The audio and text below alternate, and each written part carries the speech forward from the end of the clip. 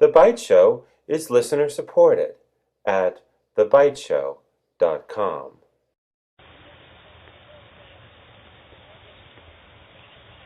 Hello, everybody. This is GeorgeAnn Hughes, and this is The Byte Show. And we are blessed to have Joseph P. Farrell with us. Extraordinary man. He's a CIA agent. He's an Illuminatist.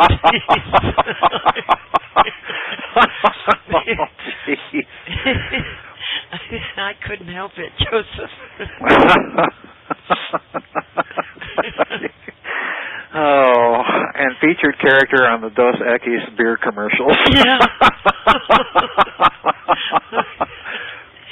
And everybody, this will be about Babylon's Banksters, one of Joseph's recent books. And, wow. We know deep physics is related to economic activity, Joseph. Uh-huh. Why does war always follow the ruination of the economy? Well, I'm a little leery of using the universal term always, but as a general rule, it usually seems to do that. Okay. But, I mean, there's any number of explanations, but it seems to be the favored tool of a certain set of international bankster that literally plays on both sides of the fence and reaps profits from both sides in conflicts. We can see a measure of that sort of activity really during World War II and the activities of both German and American companies in dealing with each other.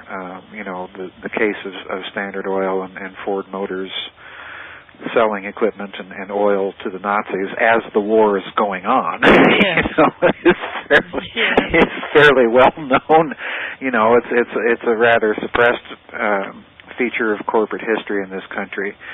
And on the German side, Alfred Krupp, the big German munitions maker, had, prior to the war, bought a block of stock in the Swedish Bofors armaments works. Well, if you dig a little into the history of the Bofors works, you find out that they're the people that manufactured those quadruple-barreled 40-millimeter anti-aircraft guns that this country manufactured under license and put on all of our naval ships during World War II. So, Krupp is making a tidy little profit off of Bofors, selling all of this stuff to the United States. So, it's an activity that, regardless of how one looks at it, is an immoral one. Yes. I would aver that even a rudimentary patriot would look at it as a criminal one, a treasonous one. Yes. But it usually seems to follow periods of economic downturn for one very simple reason. If your economy is in a bind, nothing puts people back to work quite so successfully as a war does. Yeah. And that's sad. It's the same old game that these banksters have played for millennia, and I try and outline that in Babylon's Banksters.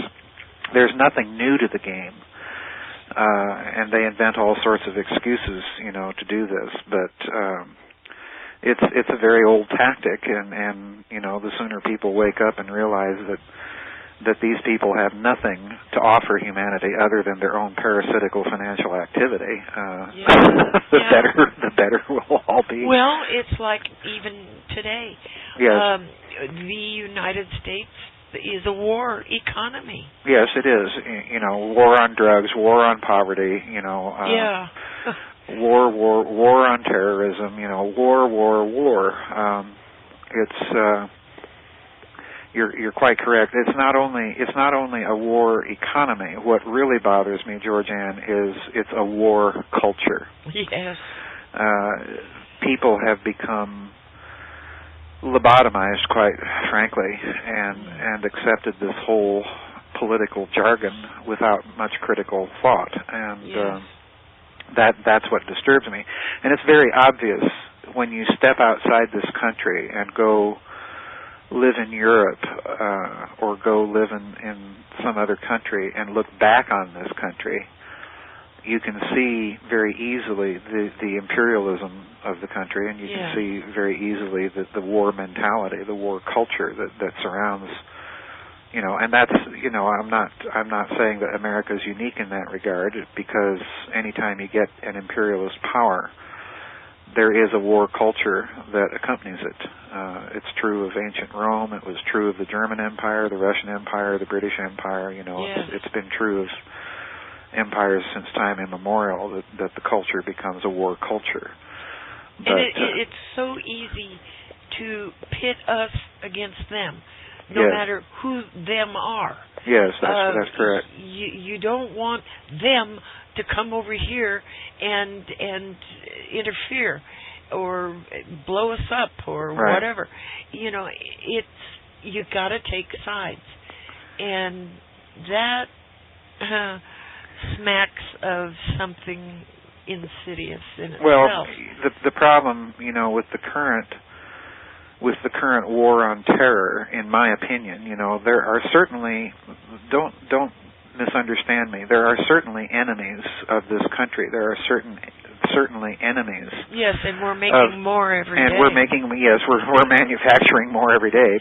But no, there are real enemies of this country, and there are real enemies of the European nations and enemies of the Western culture. But for the most part, the problem here that I see, and many others have seen with this whole war on terror mentality, it's not an observation unique to me by any means, is that the terrorist element in the world is very, very small, and it has to have, in my opinion, a financial infrastructure that at some point was nurtured into existence by some nation which had the finances and the intelligence infrastructure to do it. In other words, this stuff didn't pop up willy-nilly. It had to have been midwifed into existence by countries that could prop it up. Of course, the Soviet Union was notorious in that activity for quite some time. Earlier in the 20th century, it was Nazi Germany. There's no doubt in my mind that the CIA had a hand in some of this during the Soviet invasion of Afghanistan, and what we're seeing now is what people in the professional intelligence community would describe as blowback. In other words, an unforeseen consequence of an action that we mount today will later in the future rebound on the people setting up the operation. So this is the problem. And once you admit all of these possibilities, then you have to admit the possibility of something else, that these things were deliberately manufactured as part of an orchestrated attempt controlled by the same group of people, just to keep people in perpetual war and perpetually divided. And this is the great problem that many researchers who studied the international corporate community and studied their plans for New World Order or global government or whatever it is you want to call it, is in reality that plan really can't work. It will be a plan of perpetual police actions, of perpetual war, of perpetual conflict, because this is the way they've set up the economy. It's a closed system economy, so there always has to be conflict. So, this is the big problem that we have with these people. They cannot think outside the box that they've fought in for centuries. Old habits die hard. Oh, gosh, Joseph, you are so right. Okay, going back in history, what would have happened if the issue of slavery had not been interfered with, the North-South rupture? Well, there is a school of thought out there, and I have to admit I incline to it, that the American war between the states was really a kind of a put-up job by European political interests and financial interests and certain financial interests in the North, and for that matter, in the South. Had that not happened, GeorgeAnn, I think ultimately the South would have seen the futility of slavery as a means of not only social organization but of economic organization, and it was apparent to some leaders, even prior Southern leaders, even prior to the break and their secession. But I think eventually, had matters been left alone, had it not been fanned into the union-making or breaking issue that it had been fanned into during the Lincoln-Douglas debates, yes, that things had calmer, cooler heads prevailed, it may have eventually ameliorated itself. I don't see, and we're playing guesswork here. Hindsight's always 20/20 in circumstances like this, but I really don't see that the American Union would have evolved into a kind of apartheid state as did South Africa. For one thing, the idea of noblesse oblige in the American South was more deeply rooted than most Northern partisans would give it credit for. That's not to say that there weren't horrors in Southern slavery either. Yes. There were. But the real key for me, GeorgeAnn, here is that the Southern states, if I recall correctly, after their secession and when they had drafted their own constitution, which was basically kind of a modification of the American Constitution of 1789, if I recall correctly, one of the things that they expressly prohibited was a further importation of any slaves. And I think part of that reasoning was simply that there was a kind of an inherent racism amongst some of the Southern leaders, obviously. Yeah. But I think the other fact of the matter was just simple economic reality. They simply did not need any more. It was beginning to sink in, and the Southern partisans, Jefferson Davis in particular, while they do talk about what he called their peculiar institution, for them, the real problem was usurpation of federal power over the states, and that really was for them the grinding issue. So all sorts of things became involved in it. I'm kind of 50-50 on the arguments that each side presented.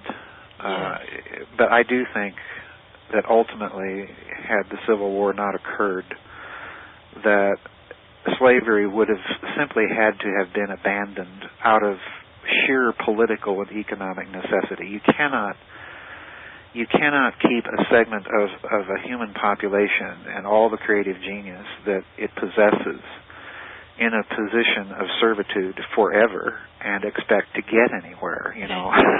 It's just, to me, it's really kind of the height of irrationality.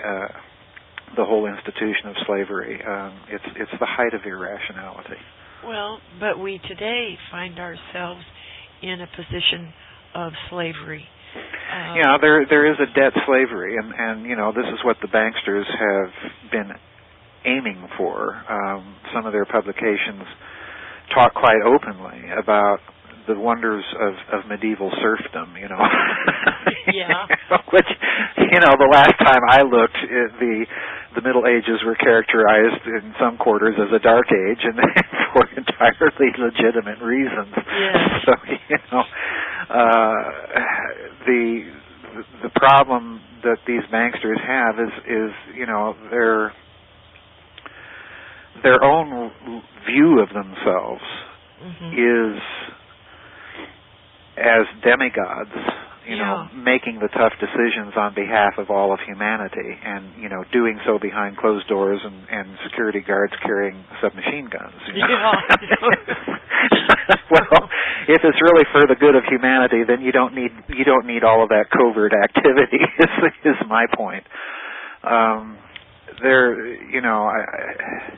it's a parasitic sort of economy. It always is. Slavery always is a parasitic economy, and the South found that out the hard way. You know, they couldn't wage a war in spite of the tactical brilliance of some of their generals. They couldn't wage a modern war with an industrialized North, which had a very different kind of economy. And, you know, the lesson was brought home with full force. Yeah. So, you know, just from that standpoint alone, it's an idiotic idea. Yes, it is. Well, why, Joseph, is it so lethal to challenge the power of the bankers? What do you mean? Well, they kill people, you know, in a variety of ways, often quite publicly. Well, the answer to that is very simple. These people at the pinnacle of international financial power are quite literally blockheads. Yeah. They cannot think of any other solution to humanity's dilemmas other than the one that they've thought of. And if you disagree with them, you know, these people are so incapable of having an open debate, they have to shut it down by killing people. And the stupidity of it is you can never kill an idea by killing people. The only thing that does is it fans the idea itself into even greater popularity. Yes. You know, that's always the ultimate issue of that sort of activity. The only gain it gives you is a short-term gain, but over the long term, it never works. You don't kill an idea by trying to kill people. I mean, the Roman emperors found that out the hard way with Christianity. Yes. And, you know, the same thing has occurred over and over again in history. But these people, you know, the answer is very simple. They're blockheads. They cannot and do not want an open society because, quite simply, they are incapable of arguing their ideas. Mm-hmm. And the reason for that is very simple. Their ideas are indefensible. Yes. They effectively want a global kind of oligarchy. They want a kind of totalitarian democracy, as it were, that, you know, they can manipulate along the same lines that they've been manipulating this country for so long and some of the nations in Europe. But the bottom, you know, as you can tell, I don't have a very high regard for these people. Yes, I can tell. The bottom line is, you know, as far as I'm concerned, they're parasites and blockheads. They're incapable of genuine open thought and debate. Well, that's why we have all these terror laws on our books now. Yeah, well, that's another, yeah. You know, it's a terrorist act to speak out against these people. Yeah. My gosh. You know, how ridiculous is that? Well, it's. I think we talked about this before. They have, over the years, with their foundations and their societies and their study groups and their think tanks, you know, all the apparatus that they've put into place to promote their viewpoint and to promote their power and influence. Yeah. The problem is when you surround yourself with a bunch of yes men, you never ever, therefore, really get the full story. In other words, it becomes impossible for you to think outside the box. Yeah. To the point that it becomes a self-perpetuating bureaucracy. You can't think out of the box even if you wanted to. So, you know, these people, I think in a certain sense, GeorgeAnn, they're stuck. Their playbook is stuck, and they're showing certain signs of inability to read the world situation or respond in a rational manner to it because their models are breaking down. And they're breaking down because, in a certain sense, they've surrounded themselves with a bunch of yes men. Yeah. and they can't think in any other mode other than that which they've trained themselves to think over the last 150 to 200 years. So, you know, this is the other problem. The elite is showing all the signs of a college football team that's been playing football without, the requisite protective gear. Yes. Well, how do we, as just people, overthrow them? How do we successfully challenge them in their monopoly? Well, I think a lot of that's going on now. I think you find, as they're mouthing their platitudes about globalism and the global village and all of this wonderful, happy, neo-Gnostic nonsense, you find an increasing localism on the part of people. And I'm not talking about multiculturalism either. That's another one of their favorite traps. But no, I'm talking about local activity, local solutions to major problems. You find more and more communities willing to disengage from the big mega structures that they want to put into place and solve problems locally. And I think that's a trend that will increase. But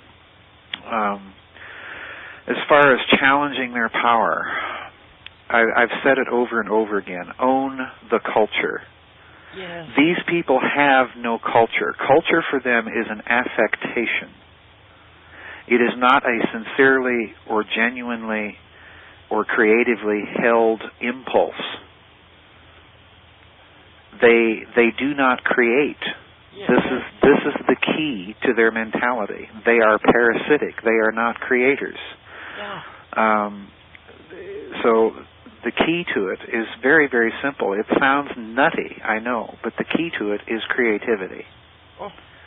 The key to it is quite literally artistic creativity. The key to it is just literally to bombard them from every quarter imaginable with critiques of their agenda, with critiques of their class, with critiques of their mentality, literally to show them that they are in a very, very small minority. And, like all tyrannies, like all totalitarianisms, inevitably they always collapse because eventually they lose the people that they are trying to lord it over. Yeah. It's a long-term strategy. And notice, please, I'm not talking a political solution, and I'm not talking an economic solution. I'm not talking in any sort of institutional way whatsoever. Because by and large, these people have infiltrated almost all institutions and have suffused them with their own corruption. So, the solution cannot be in any of those areas. It has to be something far more long-term and rooted in a very different sort of spirituality than these people have. How long will that take? A long time. Yeah, that's what I'm afraid of. A long time. Oh. But, by the same token, you can never underestimate the stupidity of these people. They have made some whopping mistakes, and the situation can change at any moment. They could do something colossally stupid, and I think they're showing all the signs of being inbred. Probably. and therefore more prone to make such mistakes. Yeah. The idiocy. Mm-hmm. Oh my goodness, the idiot equation. Yeah, the idiot equation. Yeah. Yeah, this is a key point that you make, GeorgeAnn, because what I'm saying is you can never get this down to an absolute science because there's always going to be the variable in there that I call the idiot factor. Yeah. And, let's face it, these people, in spite of the high, lofty sounding words of their publications, I can think of one particular former national security advisor of a particular president that publishes his books, and he's got all these lofty geopolitical analyses, but in the final analysis, the man is just stupid. Because what he's talking about is, number one, a unilateral assertion of American power that simply is not going to play in Moscow and Beijing. Yeah. So fundamentally, in spite of all the rhetoric, it's just stupid. Oh, well, I ran across an article, and I know we can't trust, Sorcia Fall. But the title of this article was that, the IMF head, the chief, that was arrested on... Dominic Strauss-Kahn, you're talking about? Okay. Yes, was arrested because he found out that Fort Knox didn't have any real gold in it. Well, I mean, that rumor has been floating around for about, as far as I can remember, 3 or 4 decades. It's been a rumor for a very, very long time. Yeah.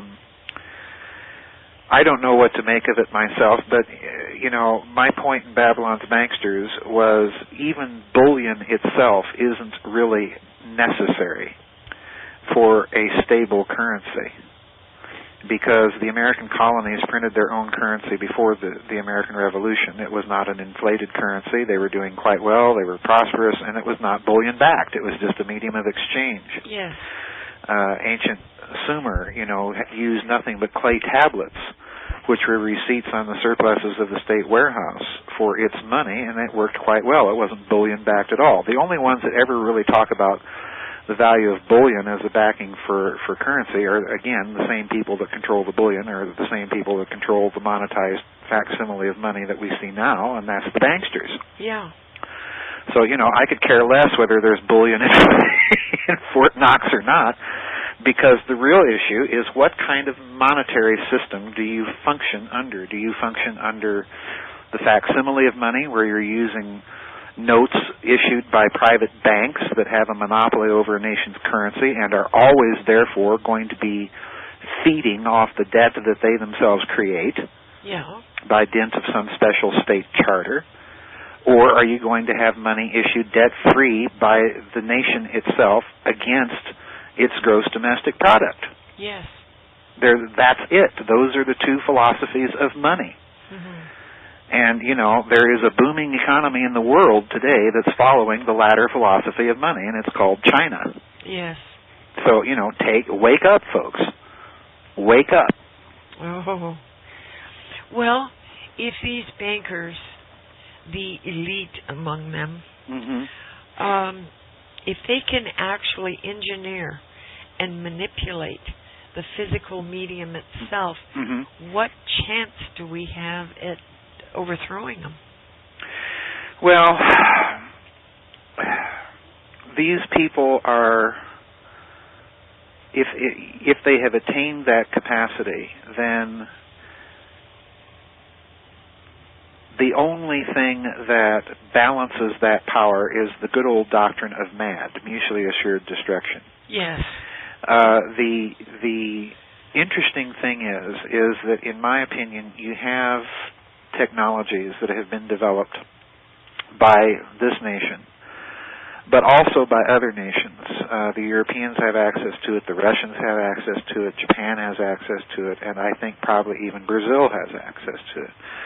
And probably eventually you're going to see China and India, if they don't already, and possibly Israel. So in other words, you can look at elites in the Anglo-American elite or the European elite or the Russian elite. They've all got this stuff, but they're put in a position where, to a certain extent, they can't overuse it because someone can fire back at them. My own position, again, is own the culture. Even if I were offered absolute control over this technology, why would I want it? Yeah. What possible good could it do me? None.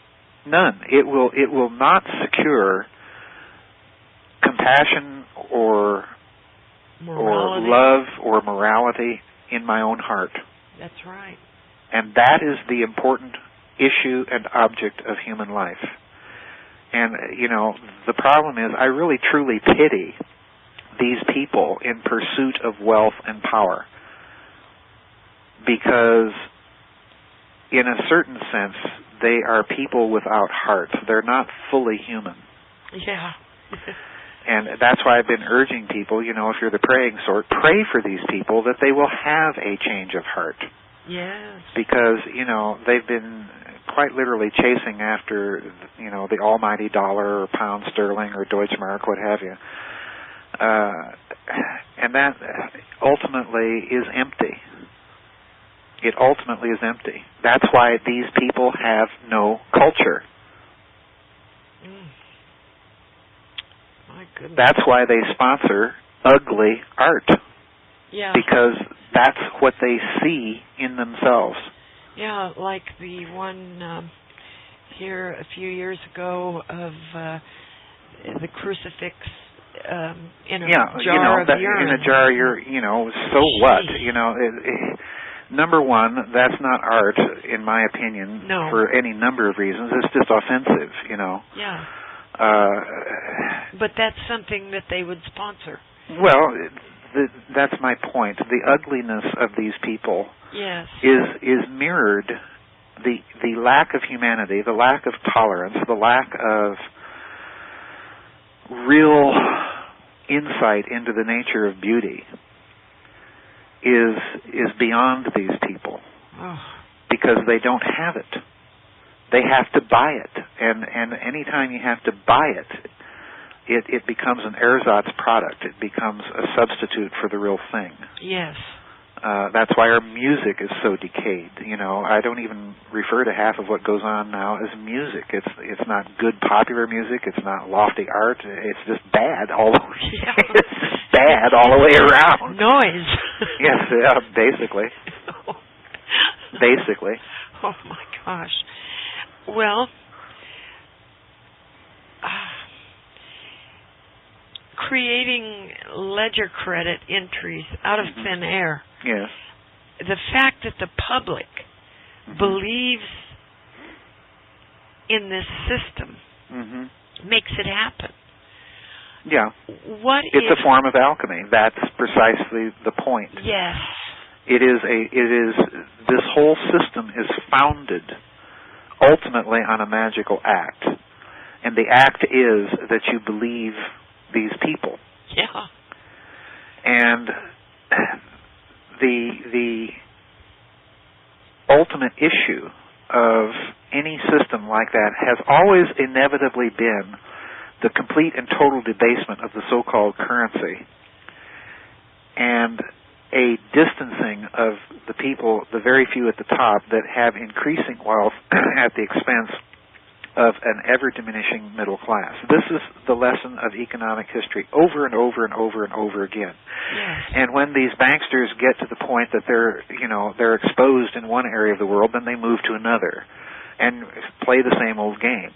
The problem now is interesting because the whole world has basically been raped and plundered by these people over the centuries. Yes. And this tactic, they have nowhere to run. There's only one place literally they can run, and that's outer space. Yeah, that's true. So they've been trying to get their hands on China. I don't think they're going to be able to do it. I hope not. No, I don't think that they are. I hope they don't get their hands on Russia either. Well, I don't think that they are. I mean, those two countries are very well aware of how the game was played with them in the past, and are very well aware of who played it. Yes. They're not stupid. The only people that are stupid in that respect, and leading the charge into stupidity, is basically the people in this country. Yes. Because by and large the population here is one of the most brain-dead, lobotomized populations concerning any subject that you can imagine. Be it history, English language, literature and culture, physics, biology. It's pretty bad. It's a long list. It's a long list, yes. It's pretty bad. But eventually, I think that will itself change. So I just see, the long-term prognostication for these people is not good.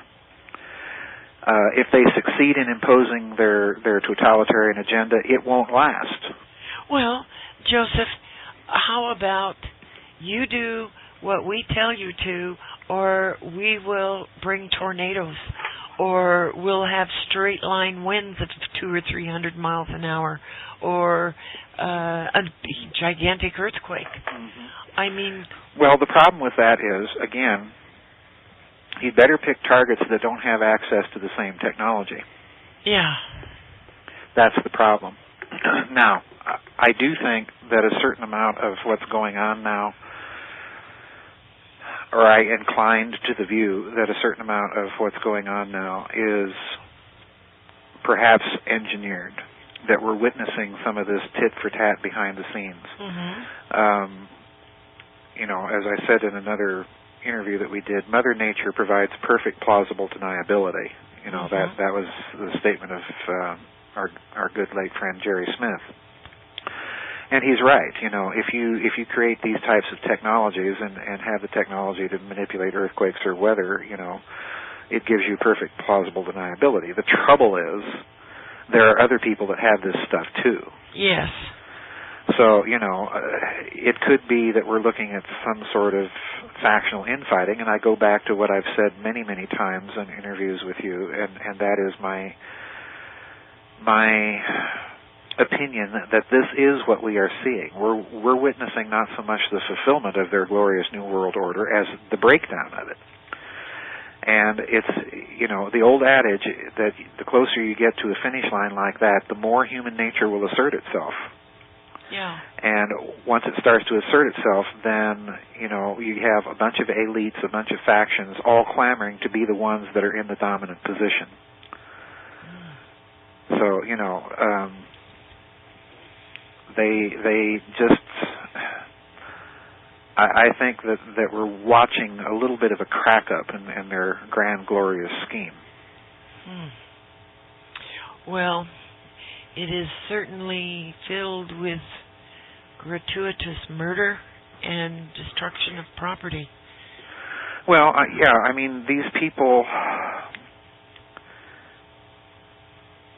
I go back to what I said earlier, they essentially have boxed themselves into their own way of thinking for so long that their response lacks creativity. This is the only thing they can think to do. And it really isn't the only thing they can do. But if they were to act sanely, they would start finding long-term solutions and forego the assumption of their own mad quest for power and wealth and so on. Because eventually, the way I view the situation, GeorgeAnn, in a certain sense, is that part of this elite is like a parasite that is about ready to kill its host. Yes. And if they succeed in killing the host, the only thing that they do is they succeed in killing their own basis of power. Yeah. And that's the position that they've put themselves in. The only way that they can reverse this,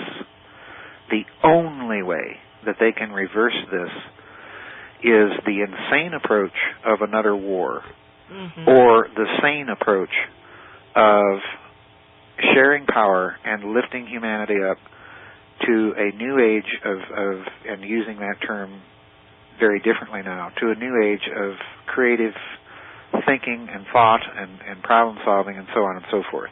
Yes. And there are voices, within those circles that are clamoring for precisely that. We have to get out of our mind that these elites are completely closed to all of these things. There are, so to speak, young Turks pushing a very different agenda in some of those circles, but it remains to be seen whether or not they will be listened to. Yes. Oh. Well, a news story came out within the last couple of weeks that now they're trying to make Iran responsible for 9/11. Iran? Yes, Iran. Wait a minute here. Oh, I thought, wait a minute. I thought we are really desperate. If yes. First it was the Taliban, and then it was Iraq, and now it's Iran. Okay. Well, the story is when you're dealing with these kinds of people, truth is not an issue. Oh yeah. What is uppermost in their minds is the story. Yes. Which is always in continual flux. Oh my. Well, that's interesting. Yeah. Gee, I thought it would. I wonder what it is they might be trying to tell us. Yeah, let's go after Iran. Yeah, now. let's go after Iran now. How crazy.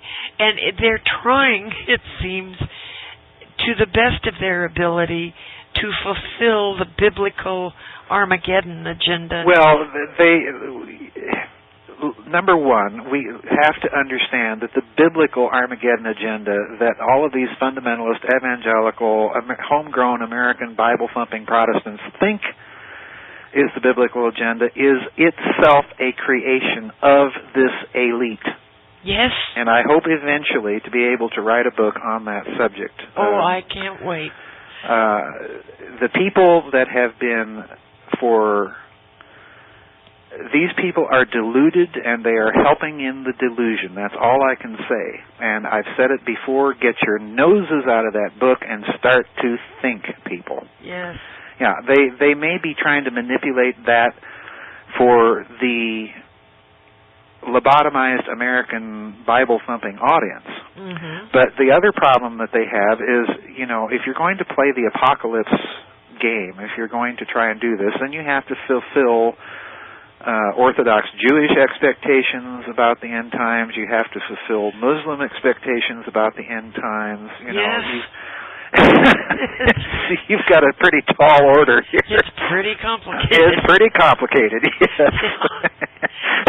And absurd. Yeah, of course it's absurd. Of course it's absurd. But, when have these people acted sanely? That's right. At the very pinnacle of power, I go back to what I've said before. The corrupt seek power. Yes. And when you get that far up, you're so corrupt, you're nuts. Yeah. You've lost your mind. Yes. You've lost your view of reality. They are so far removed from ordinary humanity that they've lost touch with sane, rational thought, with culture. Yes. This is the problem. This is the problem. Oh. Well, it is a parasitic class. It always has been, and they've always been nuts. Well, parasitic, they're a bunch of damn cannibals as far as I'm concerned. And, Joseph, they're even experimenting with taste tests using unborn babies. Yeah, you sent me that, and I read that, and that's very disturbing. Yes. And, but I don't want to comment on that because it speaks to certain issues that yes. I'm hoping that if I can just finish this huge project that I've been researching, and my co-author and I can get the thing done, we'll be speaking to these things rather directly. Oh, good. But yeah, there is no reason for doing these things. That's right. Other than just the insane idea that we can do it because we can do it. And, there may be other hidden agendas, and I wouldn't put it past these parasites and thugs and criminals. But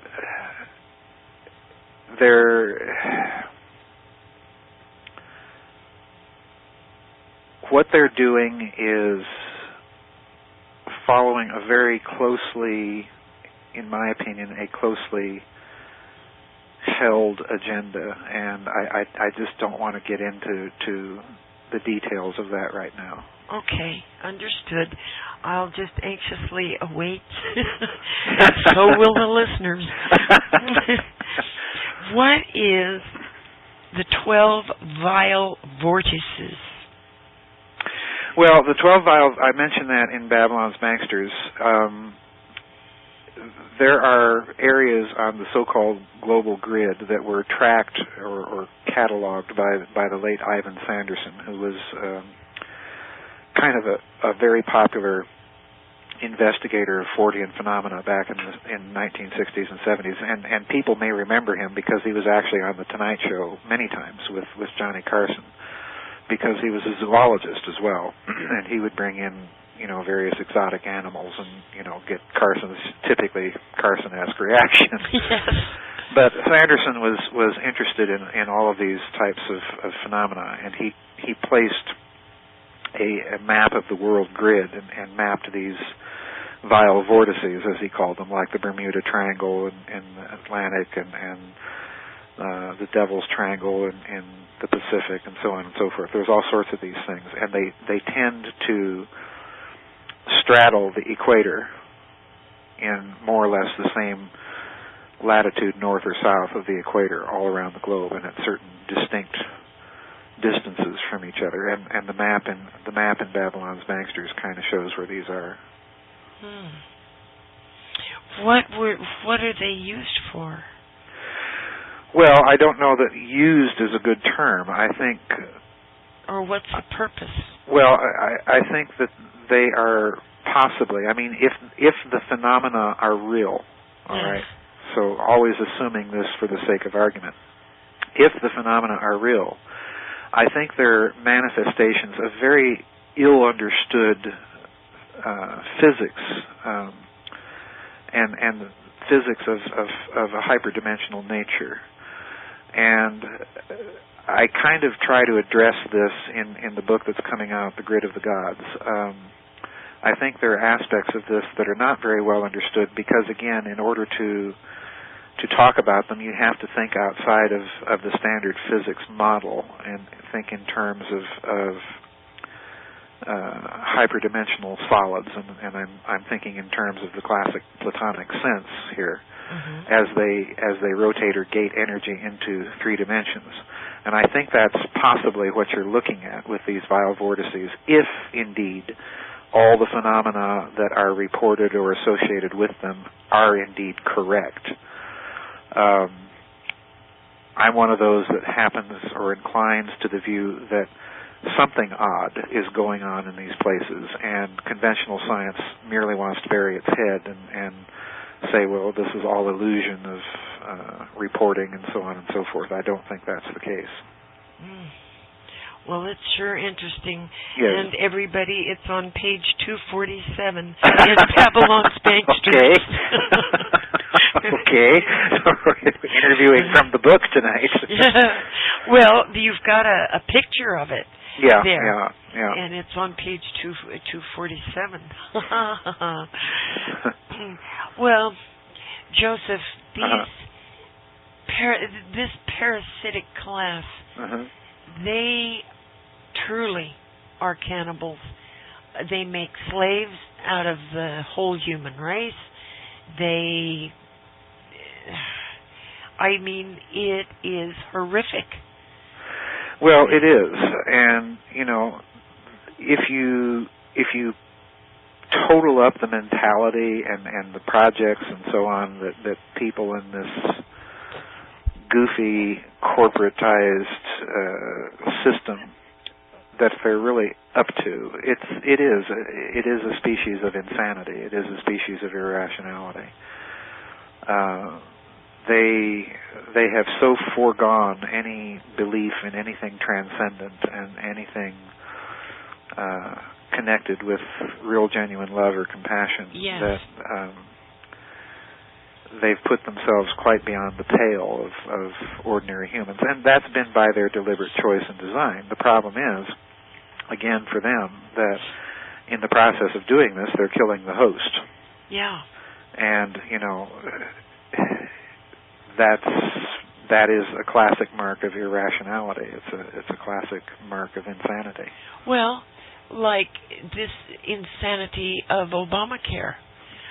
You will buy it. It'll cost you about $2,000 a year. And if you can't pay for it, we will fine you. How are people without jobs going to do this?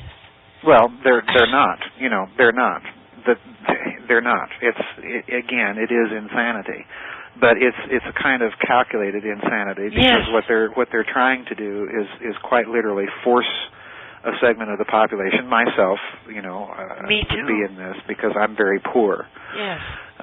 They're trying to force people into a position where they can put them in some sort of indentured slavery or servitude and tell them, what to think and what to wear and what to eat. And, or camp. It could be anything. Yeah. These people have nothing better to do than run everybody else's life. Again, that is ultimately the mark of spiritual immaturity, in my opinion. This is a spiritual condition that we're talking about. This is a spiritual thing, ultimately. Yeah. In spite of the best efforts of the materialists and the scientismists and all of this to make it all evolution and merely chemical and all of this, it ultimately is a spiritual thing. It's a major spiritual problem. Yes, of course it is. Yeah, you're dealing in a certain sense with something that's trying to be a breakaway civilization. In other words, you've got really two tiers of civilization. You've got the one that most of us live in, and try and get along with each other as best as we can. Yes. And then you've got these idiots that think that they're in charge of everybody else and are going to manage and know what's best for everybody else. Oh. It's the same age-old human problem. Oh. Well, I hope it is solved soon. Oh my gosh, Joseph. Well, it will be in each person's heart if they do certain things, and it begins with love. We can complain about these people all we wish, but do we pray for them? Do they really have our pity? Do they really have our compassion? Because they need it. Yes. They need it. Yes, they do. Yes. They really need it. Yes, they do. Oh, my gosh, Joseph. Oh. Well, they're not like us. They don't have the compassion. They don't have the morals. In fact, I think it's just been it's excoriated from them. Well, again, that's my point. If we think that of them, then pray it out of them. Yes. Yes. Very, very well said, Joseph.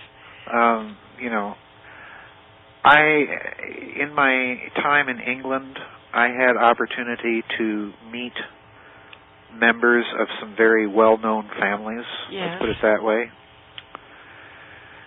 And I did not think that they were subhuman or anything of that sort. And it was clear that there was a certain discomfort that they felt even being associated with their families because, there's the implicit, their reactions carried to me the implicit attitude that, we know that they have done some pretty nefarious things. Yes. And we don't like it. Yeah. So, even people involved in these families, in these classes, you can never assume that they adhere to the philosophy. People ultimately remain individuals. This class of people does exist. They have been parasitic. They are nuts. Yeah. But that doesn't mean that everyone you encounter in that group is. This is the problem. We have to remain and retain human and retain our own humanity. Yes. We have to. If we do not, they have won. Yes. Yes. But if we retain our humanity, they will lose ultimately. They always do.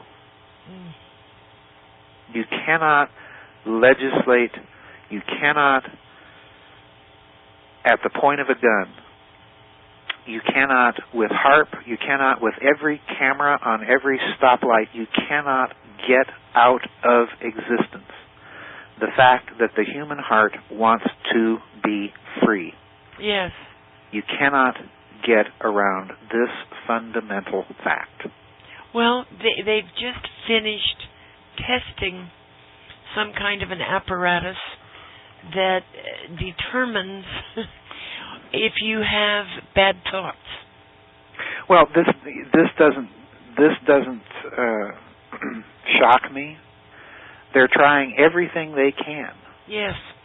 But the point is, they have made one egregious error. Humanity, and I go back to something I said earlier, humanity is more than just the sum total of its material parts. Yes. Like it or not, and I'm sorry if this puts me at odds with Richard Dawkins and all the idiot materialist atheists out there, but there is a spiritual component to humanity. This is the most ancient philosophy, it's the most ancient wisdom, and over again I'm finding oddly highly mathematical confirmations of this idea. There is a spiritual component to mankind that no amount of technology can engineer out of existence. Yes. Good. They can try everything they want, but the response of a robot to a tyrant is precisely that. It's the response of a robot to a tyrant. Yes. It is not a free assent.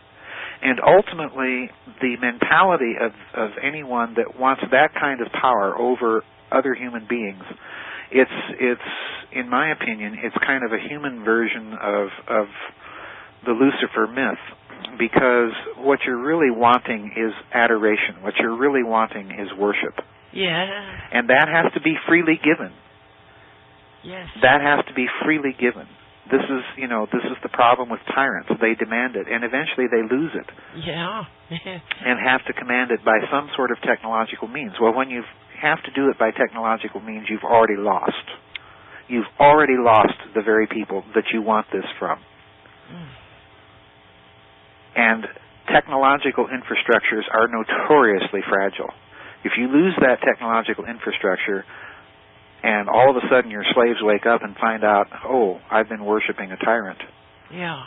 You'd better run. Uh-huh. Yes, indeed. Oh. Well, I think that all of their technology is going to come to naught. It's all going to come crashing down. It may come crashing down on their heads. It may grow faster than they themselves can control it. It may turn on them and eat them up. There's any number of scenarios that they've been warned about in any number of science fiction books. Yes.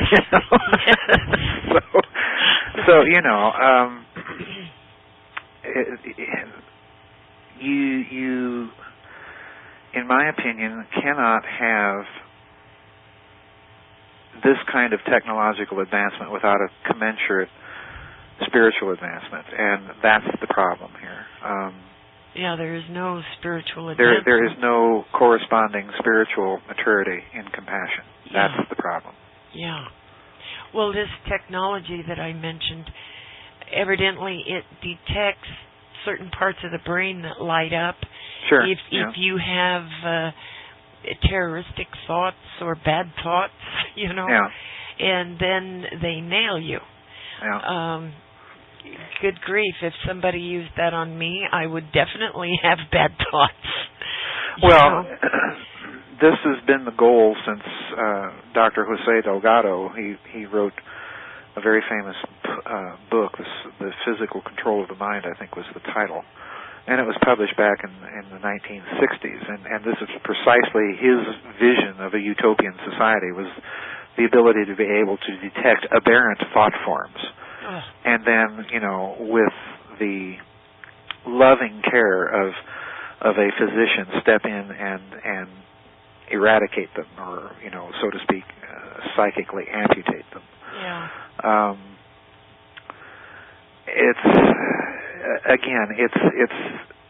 modern man's faith in science run amok. Oh, yes. And, you know, the way that our modern Western culture has evolved has been a choice between churchianity or science in the last 200 years. Mm-hmm.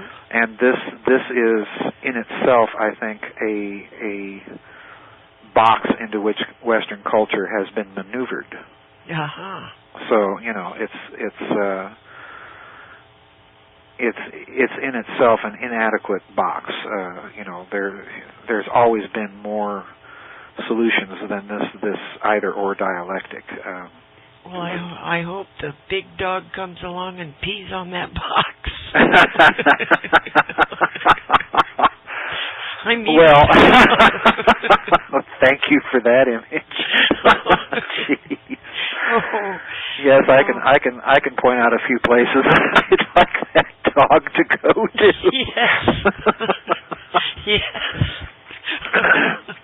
You know, I'll draw up an address list. Oh dear. Oh, Joseph, thank you so much. No, thank you for having me back, GeorgeAnn. You're so gracious, and it is always very interesting. Your commentaries, your insights on everything. Thank you very much. Well, thank you for having me back, GeorgeAnn. I appreciate it. And everybody go to Joseph P. Farrell's personal website, GizaDeathStar.com. And there is a PayPal button there. And please make use of it. Joseph is working on some huge projects. Oh boy, that's for sure. And let me say something, GeorgeAnn, if I may. I do want to thank people again for their kindness and their donations. I had someone write me yesterday and complain about some really nitpicky errors in one of my books, and I felt like writing back to this individual that, you know, I'm wearing glasses that are 4 years old and I can hardly see. yes. And that's the truth. I do appreciate the donations so much, and I thank everybody for them. This isn't an easy vocation. No, it's not. And I know that you put your all into it, and the research materials are quite expensive now, yeah. and you do need glasses. You do need toner cartridges for your. Oh yes, and they are not cheap. No, they're not. $80 a piece. Yeah, my gosh, they're not. But I appreciate that, GeorgeAnn. But again, I want to thank everybody, and to the individual that wrote me nitpicking about certain things. Just send money for glasses. Yeah. It's I'm to that age in life where my eyesight deteriorates very quickly, and I'm in that point right now, GeorgeAnn, where I'm constantly flipping glasses on and off and moving a book here and there to try and see what's on it. Yeah. So I appreciate everyone's help. I truly do. Okay. Well, we appreciate you, Joseph, and God bless everyone out there that's listening. And try praying for some of these parasites. Maybe we can bust their deal. Yeah. Okay. Good night, everybody. Good night, GeorgeAnn. Thanks for having me. You're welcome. The Byte Show is listener supported at thebyteshow.com.